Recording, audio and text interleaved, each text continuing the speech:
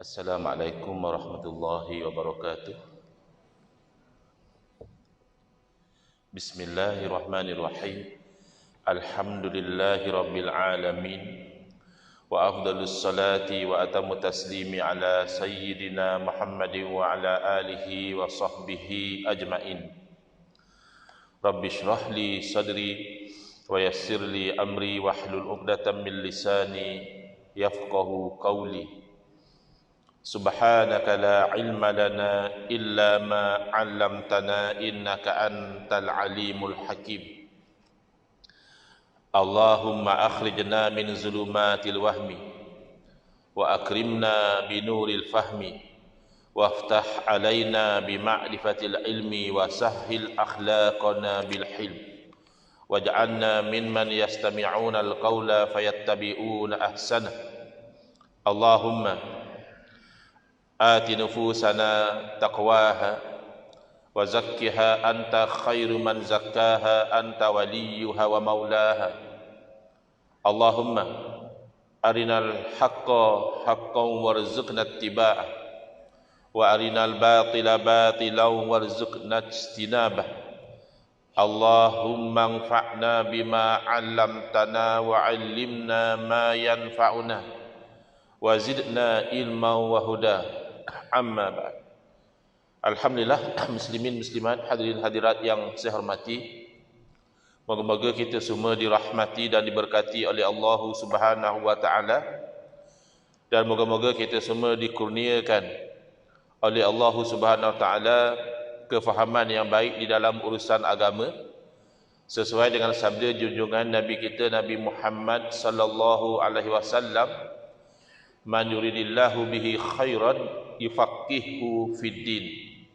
Barang siapa yang Allah nakkan dengan dia kebaikan, nescaya Allah beri dia faham dalam urusan agama. Allahumma faqihna fid din.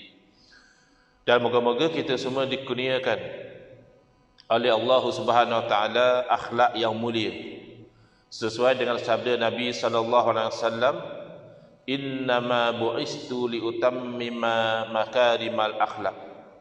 Hanya saja saya dibangkitkan demi untuk menyempurnakan kemuliaan akhlak. Alhamdulillah, pagi ini insyaAllah kita akan menyambung pengajian kuliah subuh bulanan hari Sabtu yang kedua, anjuran Masjid Muaz bin Jabal Taman Setiawangsa menggunakan kitab Kekeliruan Umat. Inilah jawapannya susunan Al-Fadil Ustaz Mahathir bin Haji Jul hafizahullah ta'ala wa nafa'ana bihi wa bi'ulumihi fid daraini amin. Kalau tidak silap saya, kita akan masuk ke membincangkan muhkamat dan mutasyabihat. Kalau tak silap lah. Kalau silap pun tak apa juga. Tetap ada pengisian juga, insyaAllah. Cuma mungkin kalau tersilap tu tertinggal yang tajuk sebelum itu. Di muka surat 103, soalan, apa makna muhkamat dan mutasyabihat? Jadi ini dua istilah yang sebenarnya terkandung di dalam ayat suci Al-Quran. Kerana ada kadang-kadang istilah ilmu itu secara direktnya tidak ada dalam Quran dan hadis, tetapi diletakkan istilah itu oleh para alim ulama untuk merujuk kepada sesuatu. Misalnya istilah tasawuf, ilmu tasawuf. Kalau kita cari istilah tasawuf dalam Quran hadis, tak jumpa. Tetapi isinya ada. Isi tentang memperelokkan hati kita, membersihkan hati kita, mengikhlaskan hati kita, buang takabur, buang hasad dengki dan sebagainya, isinya ada. Istilah tidak ada. Tapi dalam kes perbincangan tentang yang dikatakan muhkamat dan mutasyabihat, ada istilah itu di dalam Al-Quran. Khususnya ayat 7 surah Ali Imran. Allah berfirman, huwallazi anzala 'alaikal kitaba minhu ayatun muhkamat. Dialah Allah Ta'ala yang menurunkan kepada kamu Alkitab, yakni Al-Quran. Minhu, sebahagian daripada Al-Quran itu ayatun muhkamat, merupakan ayat-ayat yang muhkamat. Jadi istilah itu ada dalam Al-Quran. Dan apa status ayat muhkamat? Hunna ummul kitab. Itu yang dideklar dalam Al-Quran. Ayat muhkamat adalah merupakan induk kepada Al-Quran, merupakan tonggak, merupakan tempat rujukan. Apa makna muhkamat disebut di sini dalam kitab ini? Muhkamat adalah merujuk kepada ayat-ayat, dan juga kemudian ulama memasukkan juga hadis-hadis yang nyata dan jelas erti dan maksudnya. Tidak ada keraguan bahawa itulah maksudnya. Wa ukharu mutasyabihat. Dan yang lain daripada muhkamat itu ada juga ayat yang sifatnya mutasyabihat. Apa dia mutasyabihat? Dituliskan di sini ya. Mutasyabihat pula adalah ayat-ayat dan hadis-hadis, dimasukkan sekali hadis-hadis ya. Kerana hadis juga hakikatnya adalah wahyu. Ayat Quran wahyu maknan wa lafza. Makna dan lafaz kedua-duanya diwahyukan oleh Allah Subhanahu Wa Taala. Sedangkan hadis adalah wahyu maknan duna al-lafzi. Makna dalam hadis tu wahyu daripada Allah Ta'ala, cuma lafaz itu adalah daripada Nabi sallallahu alaihi wasallam. Maka mutasyabihat adalah ayat-ayat dan hadis-hadis yang mengandungi makna yang tidak jelas. Makna tidak jelas, kabur. Apa sebenarnya makna daripada ayat tersebut? Umpamanya ayat atau hadis yang berkaitan dengan sifat-sifat Allah Subhanahu Wa Taala ya. Mungkin lebih tepat dengan sebahagian daripada sifat-sifat Allah Subhanahu Wa Taala, kerana tidak semua yang bercerita tentang sifat Allah tu mutasyabihat. Ada sahaja yang bercerita tentang sifat Allah tu muhkamat. Misalnya sifat mukhalafatuhu ta'ala lil hawadis. Allah Ta'ala tidak sama seperti yang baharu, tak sama seperti makhluk. Itu ayat muhkamat, laisa kamislihi syai'un. Tapi ada juga sebahagian itu mutasyabihat. Maka kat sini perlu kita faham dua sudut yang dikatakan tidak jelas dan sudut yang lain jelas. Kerana kadang-kadang orang keliru.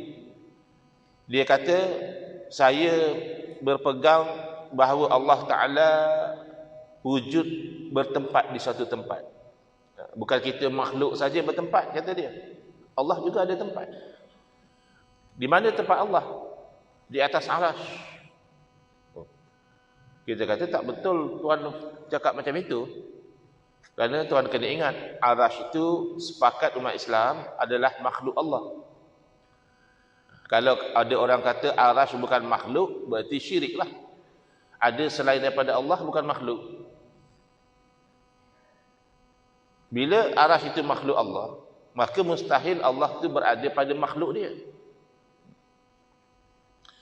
Kan Allah Maha Berkuasa, apa masalahnya? Ya, memang Allah Ta'ala Maha Berkuasa. Tapi kuasa Allah tidak ada kena-mengena dengan yang mustahil.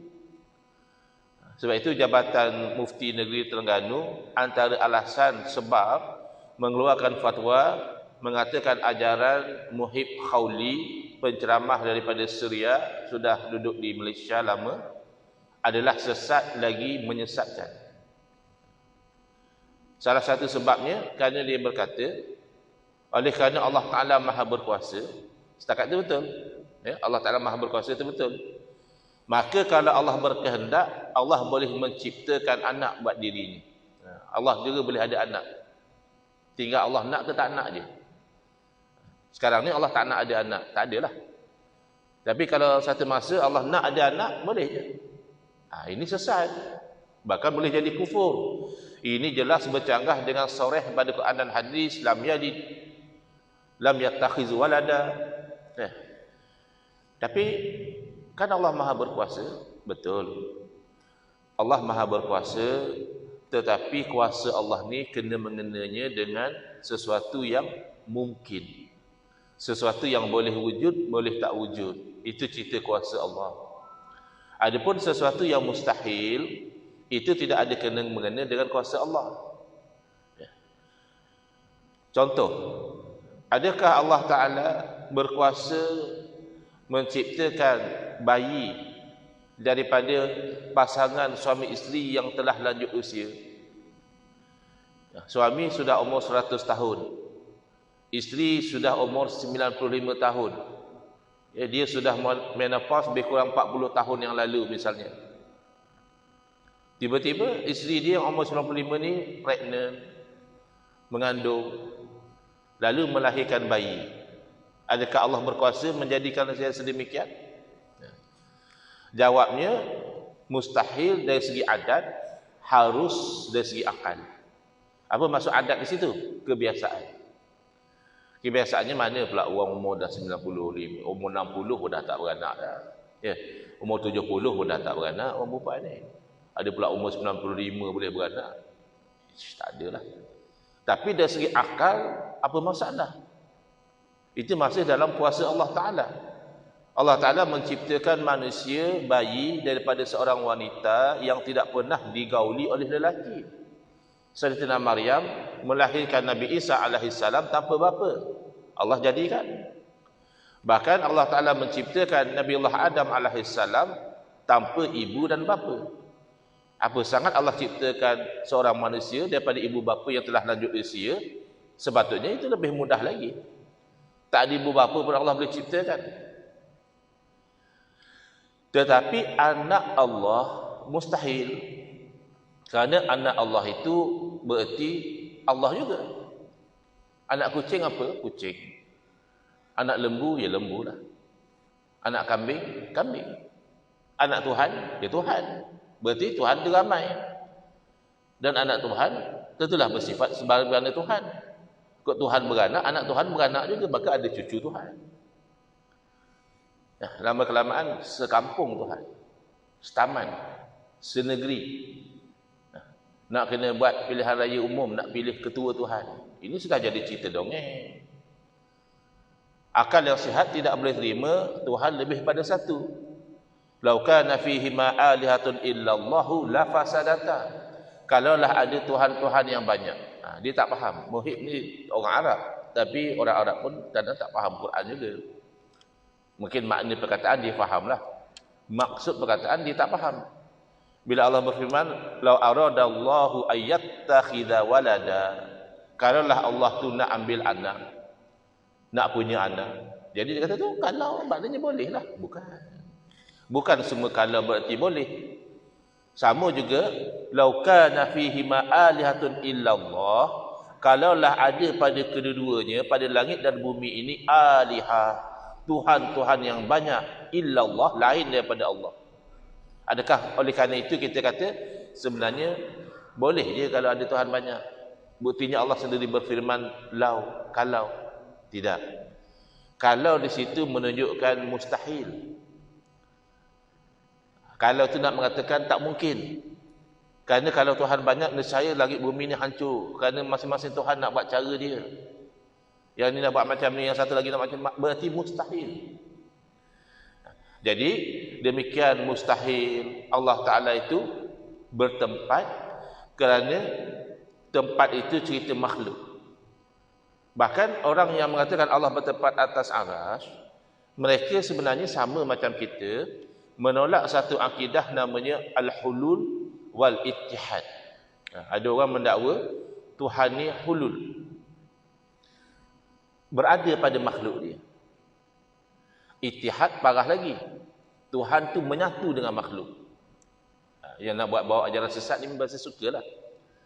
Oh, dia bercakap macam ni. Orang kata mana boleh macam tu. Bukan saya bercakap sebenarnya. Masa bercakap tadi, Tuhan yang masuk dalam diri saya, kata dia. Oh. Jadi kamu semua kena taat lah. Nampak zahir itu macam saya bercakap. Tapi sebenarnya itu Tuhan yang masuk dalam diri saya. Tuhan yang bercakap. Jadi sepakat sebenarnya. Orang-orang yang kata Allah Ta'ala pun, dia kata tak boleh. Akidah macam tu kufur. Kita pun setujulah. Akidah macam tu ada pula Tuhan berada pada dalam makhluk dia.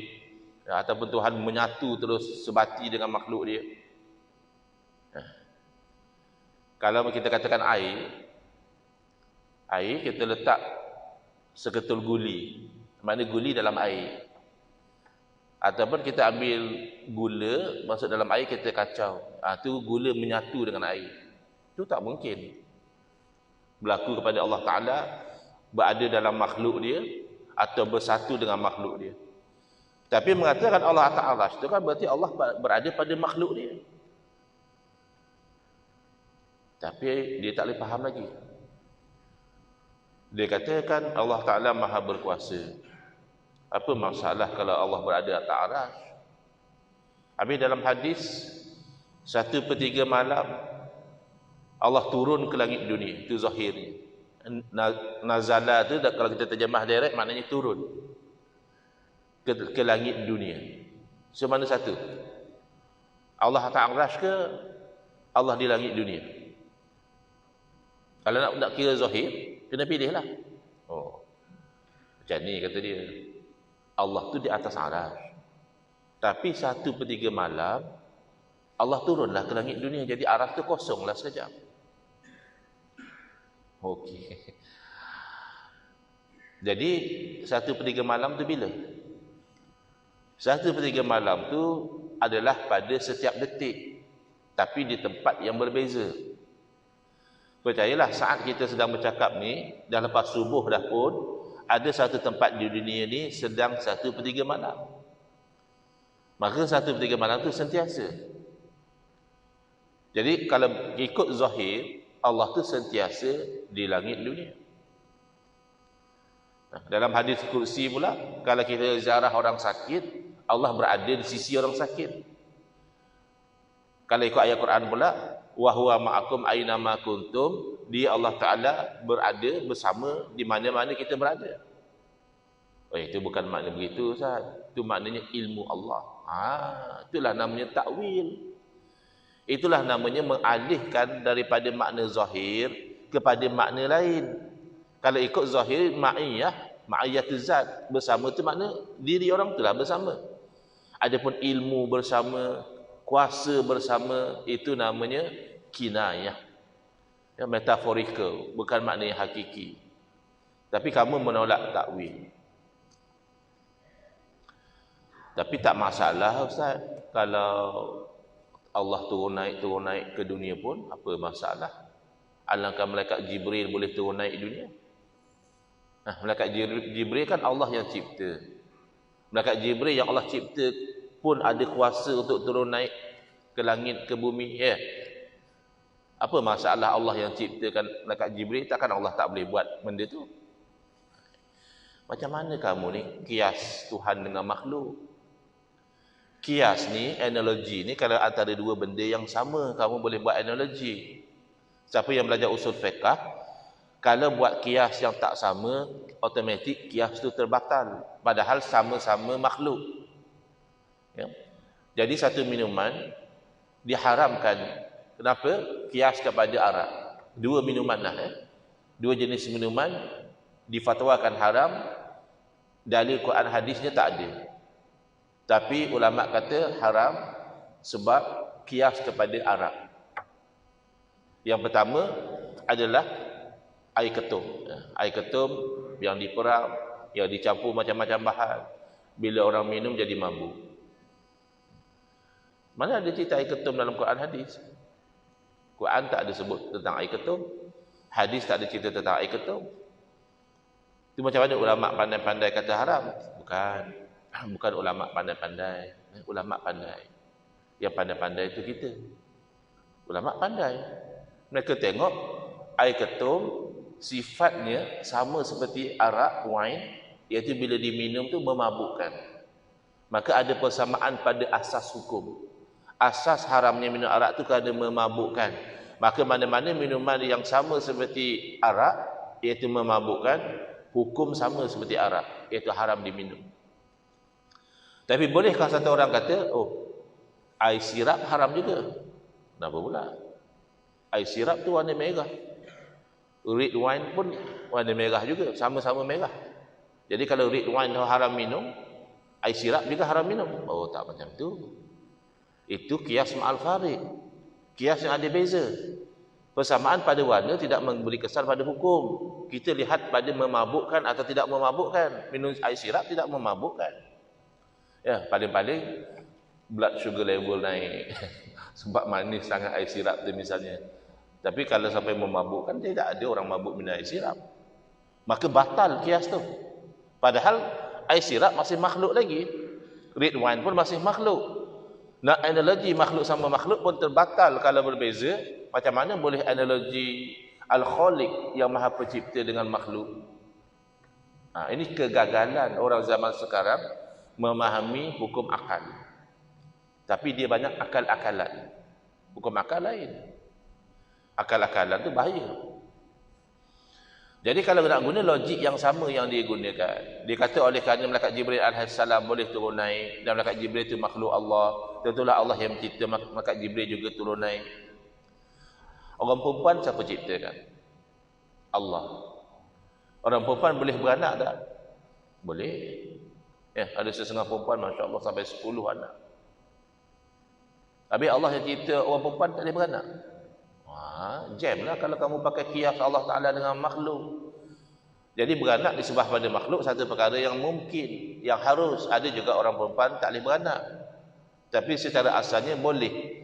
Seorang perempuan bila kahwin boleh jadi dapat anak, boleh jadi tak dapat anak. Adapun anak bagi Allah tu mustahil. Maka tak boleh kita kata Allah Maha berkuasa, maka Allah boleh beranak. Sebab itu orang belajar sifat 20 ni, dia antara yang dia belajar dulu jenis-jenis hukum. Hukum syarak macam mana? Hukum akal macam mana? Hukum adah macam mana? Ada perkara yang dari segi adahnya mustahil, dari segi syarak haram, dari segi akal harus. Contoh, api, bila kita campak satu orang dalam api, dari segi adah membakar, hanguslah orang tu. Maka dari segi syarak haramlah. Kita ambil orang campak dalam api haram, atau kita sendiri terjun dalam api haram. Tapi dari segi akal boleh sahaja api tidak menghanguskan, kerana menghanguskan tu kerja Allah. Kita je nampak setengah api hangus, setengah api hangus. Sebenarnya yang menjadikan api Allah, yang menjadikan hangus juga Allah. Dan boleh saja Allah jadikan betul dengan api tidak hangus. Berlaku kepada Nabi Ibrahim AS, berlaku kepada Abu Muslim Al-Khawlani rahimahullah ta'ala. Berlaku kepada Nabi Ibrahim AS namanya mukjizat, ya. Berlaku pada Abu Muslim Al-Khawlani namanya karamah, kemuliaan. Jadi hati-hati. Dia kata saya pegang Quran, Allah atas aras tu saya ikut Quran. Quran yang kata dia. Mana dia? Ar-Rahmanu 'alal 'arsy istawa. Tuhan yang Rahman itu bersemayam di atas aras. Jadi saya pegang Quran. Di sinilah kepentingan kita faham. Pertama, Ar-Rahmanu 'alal 'arsy istawa memang ayat Quran, tidak ada ragu-ragu. Ya, Al-Quran keseluruhannya yakin daripada sudut subut. Daripada sudut ini adakah daripada Nabi SAW ke tidak? Kalau Al-Quran kesemuanya qat'i. Ya, qat'i yusubut. Pasti daripada Nabi SAW, kerana perawi-perawi Al-Quran ni ramai. Dia panggil mutawatir. Tak mungkinlah seramai itu tersilap. Tak mungkinlah seramai itu terlupa. Demikian juga hadis, kalau mutawatir, yakin itu daripada Nabi SAW. Dipanggil apa? Qat'i yusubut. Qat'i yusubut mana sabit itu memang pasti dah. Sementara kalau hadis itu hadis ahad, perawi tak ramai. Hadis itu diriwayat oleh seorang perawi misalnya, atau 2 orang. Tak ramailah. Maka di situ zanniyu as-subut. Ada keraguan. Adakah itu daripada Nabi SAW atau tidak? Bila ada keraguan, ulama buat kerja lebih sikit. kaji perawi macam mana, lihat sanad bersambung ke tidak, ya. Kalau perawinya bagus, kualitinya, sanad juga bersambung elok, kemungkinan besar itu hadis daripada Nabi SAW, namanya sahih. Kalau perawi ada masalah, mungkin agak pelupa orangnya, ya, atau sanad terputus, tak disebut pula siapa sahabat Nabi yang riwayat hadis tu, atau terputus di bawah lagi, tabi'in meriwayatkan tapi nama tabi'in tak disebut, maka kemungkinan hadis itu daripada Nabi SAW atau tidak, kemungkinan itu rendah. Dikatakan hadis itu tak sahih, bukan hadis itu tak betul, tapi adakah memang daripada Nabi? Ada keraguan, itu namanya dhaif. Tetapi kalau dari segi makna, ini lafaz dalam Al-Quran, apa makna? Ini lafaz dalam hadis, apa makna? Boleh jadi qat'i, jelas, tak ada keraguan, itulah satu-satunya makna dia. Boleh jadi zonni. Sebab kadang setengah orang dia tak faham. Mana boleh ada keraguan, Ustaz? Ayat Quran tak ada keraguan. Betul. Ayat Quran tidak ada keraguan daripada sudut ianya daripada Nabi SAW, daripada Allah Ta'ala. Tapi boleh jadi ada keraguan daripada sudut apa makna. Itu yang jadi khilaf. Kalau tidak ada keraguan, tak adalah khilaf. Contoh yang saya pernah sebutkan tentang iddah perempuan. Perempuan kalau kena cerai dengan suami, tak boleh terus-terus kahwin dengan orang lain. Kena pastikan sudah habis iddah. Dalam Quran sebut, wal mutallaqatu yatarabbasna bi anfusihinna salasata quru. Orang perempuan yang dicerai oleh suami hendaklah beriddah selama 3 quru. Maka salah satu qat'i ad-dilalah. Perkataan salah satu pasti menunjuk kepada satu makna, iaitu 3. Oleh kerana pasti semua ulama berfatwa perempuan yang merdeka yang bukan hamba sahaya iddahnya 3 kali quru. Tidak ada ulama kata 2, tidak ada ulama kata 4. Tetapi quru apa makna? Rupanya quru dalam bahasa Arab ada 2 makna. Satu maknanya haid, satu lagi maknanya suci daripada haid. Ya, period itu pun dipanggil quru, time tak period pun dipanggil quru. Kat situlah namanya zonni ad-dilalah. Ada keraguan. Mana satu ni? Bila ada keraguan, ulama terpaksa kerja lebih lah. Kaji ayat Quran, kaji hadis Nabi, tengok kaedah bahasa Arab. Ulama mazhab Hanafi kata quru makna haid, ulama mazhab Syafi'i kata quru maknanya suci daripada haid. Kenapa boleh berlaku khilaf? Padahal sama-sama rujuk ayat Al-Quran, sama-sama rujuk ayat yang sama, sama-sama bersandarkan kepada perkataan yang sama, iaitu quru. Kerana zonni, ada keraguan. Baik. Maka dilalah, lafaz menunjuk kepada makna. Saya ingat dulu masa saya buat masters di Jordan, satu subjek, satu semester tajuk dilalah saja. Kitab dia bukan tebal macam itu, hanya belajar dilalah saja. Maka dilalah ni dia ada 2 jenis besar. Satu dia panggil wuduh, maknanya jelas. Lafaz ni menunjuk pada makna dengan cara yang jelas. Satu lagi dia panggil khafa. Khafa ni maknanya lafaz tu tak jelas menunjuk kepada makna dia.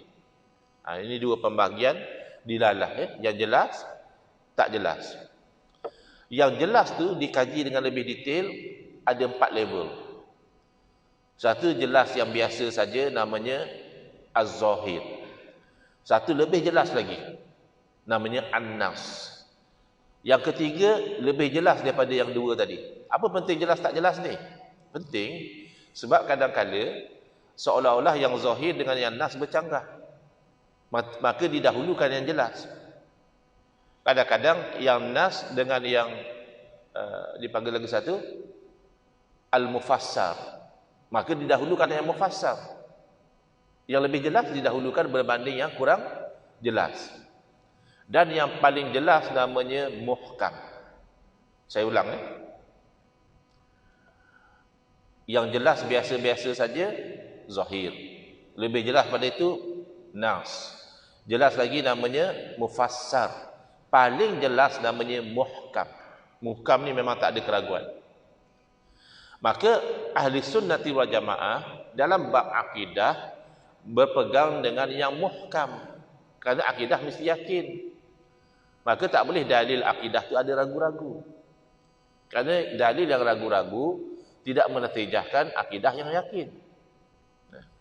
Bila pergi pada khafa, pergi pada yang tak jelas, ada 4 level juga. Yang tak jelas namanya khafi, tersembunyi. Lebih tak jelas pada itu namanya muskil. Ashkala yuskilu, mana satu ni? Lagi tidak jelas namanya mujma', umum macam tu saja. Apa maksud? Kena kaji lagi. Dan yang paling tak jelas namanya mutasyabih. Mutasyabih ni tak jelas yang paling parah. Bahkan dalam Quran sebut apa? Bila pergi pada wa ukharu mutasyabihat, lain daripada ayat yang muhkamat tu, ada ayat yang sifatnya mutasyabihat. Allah cerita 2 jalan, satu sesat, satu jalan orang yang berilmu. Kita nak elak yang jalan sesat ni. Wa ukharu mutasyabihat fa ammal ladzina fi qulubihim zayghun fayattabi'una ma tashabaha minhu. Adapun orang yang dalam hati mereka tu bengkok, cenderung nak jadi sesat, apa dia buat? Dia akan ikut yang mutasyabihat tu, yang sama-sama tu dah dia mainnya itulah. Aina Allah, Allah di mana? Kita kata Allah tidak bertempat. Salah. Allah atas aras. Salah ke tanya aina Allah, Ustaz? Nabi pun pernah tanya. Nabi tanya sekali tu je dekat hamba perempuan. Ya, orang kampung, orang yang tak pandai, Nabi nak tanya, nak pastikan dia ni orang beriman atau tidak. Tengok tafsir Imam Nawawi dalam syarah Sahih Muslim. Bukan Nabi pergi sana sini tanya orang aina Allah macam kamu buat tu. Sekali itu je Nabi tanya. Itu pun melibatkan hamba perempuan yang tak berapa nak faham. Tapi nak dimerdekakan oleh tuan dia. Tuan dia kata kalau dia ni orang beriman, nak aku merdekakan dia. Jadi Nabi SAW tanya. Dalam satu riwayat aina Allah. Tapi dalam riwayat yang lain tidak ada aina Allah.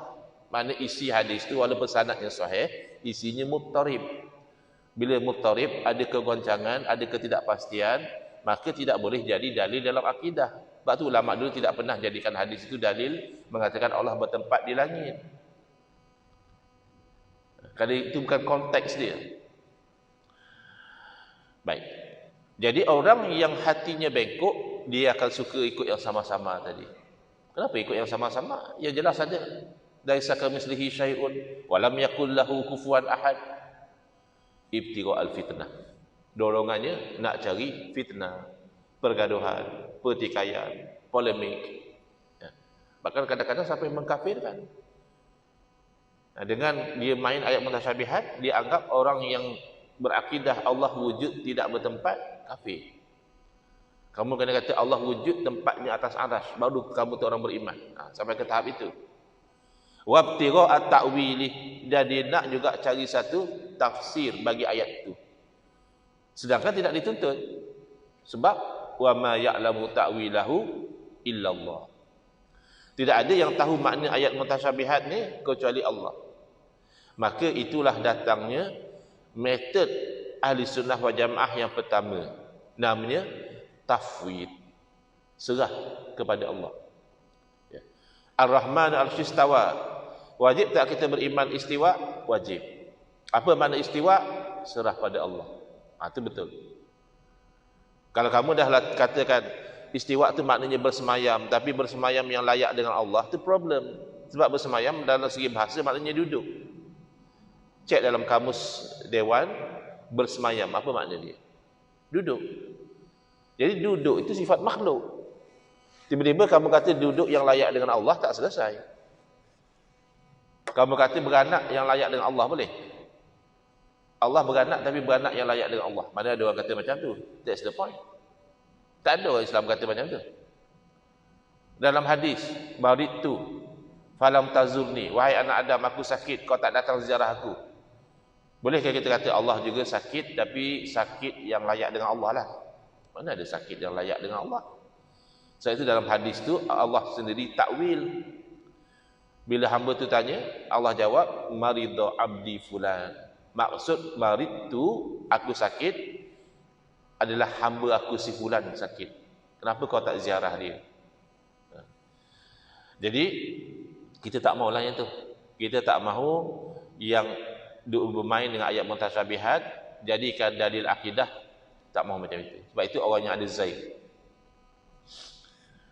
Jadi nak macam mana? Serah pada Allah. Pastilah tak sama. Ya, pastilah yang layak dengan Allah. Sebab tu dalam setengah kitab tafsir dia kata apa tu?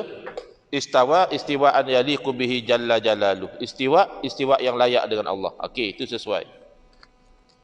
Ada juga sebahagian mengatakan ayat tu tidak wakaf di situ. Tak berhenti dekat Allah. Kalau berhenti kat Allah, jalan yang betulnya tafwid, serah pada Allah. Tapi ada yang sambung. Wa ma ya'lamu ta'wilahu illallahu warasikhuna fil ilmi. Tidak ada yang tahu makna sebenar ayat mutasyabihat kecuali Allah, dan orang-orang yang mendalam ilmu pun tahu ayat mutasyabihat makna apa. Maka berdasarkan tafsiran yang kedua ini, ada satu metod lagi dipanggil takwil. Takwil ni orang berilmu lah, ulama lah. Iaitu dia mengalih sesuatu lafaz daripada satu makna yang bercanggah dengan ayat muhkamat kepada makna lain yang tidak bercanggah dengan ayat muhkamat. Jadi istawa misalnya ada lebih kurang 14 atau 15 makna istawa. Ada istawa dengan makna duduk, ada istawa dengan makna menetap, ada istawa dengan makna balance, seimbang, ada istawa dengan makna matang, ya. Ada istawa dengan makna menjaga, ada istawa dengan makna menguasai. Banyak makna istawa. Jadi ar-rasikhuna fil ilmi yaquluna amanna bihi. Orang-orang yang mendalam ilmunya, mereka kata kami beriman dengannya. Beriman macam mana? Beriman ada yang namanya istawa bagi Allah, tapi makna istawa serah pada Allah. Itu satu. Ataupun beriman dengan makna yang tidak bercanggah dengan ayat yang muhkamat. Contoh, salah satu makna istawa adalah istaula. Ar-Rahman al-Arsy istawa boleh dimaknakan dengan Ar-Rahman al-Arsy istaula. Apa makna istaula? Menguasai. Bukankah golongan Mu'tazilah, Ahlul Bid'ah, yang mengatakan istawa makna istaula? Betul? Ya. Mu'tazilah memahami istawa dengan makna istaula. Kenapa kita ahli sunnah wal jamaah masih menerima? Sedangkan itu adalah kefahaman Mu'tazilah. Kerana kita ahli sunnah wal jamaah menolak ahlul bid'ah pada perkara-perkara yang bercanggah dengan kebenaran. Adakah mengatakan Allah menguasai arasy bercanggah dengan akidah? Siapa yang nak tolak? Dia kata, bila orang kata Allah menguasai arasy, dia nak kata tidak. Allah tidak menguasai arasy. Tak ada. Kerana Allah menguasai arasy itu betul. Maka walaupun itu tafsir yang dipegang oleh Mu'tazilah, kita ahli sunnah wal jamaah tidak menolak kebenaran itu. Tapi tak pastilah itu maksudnya. Boleh jadi makna lain. Antara maknanya apa? Hafizah. Ada ulama memahami Allah yang menjaga arasy. Sebab itu salah satu makna istawa. Ada tak bercanggah dengan akidah kalau kita kata Allah menjaga arasy? Tak salah.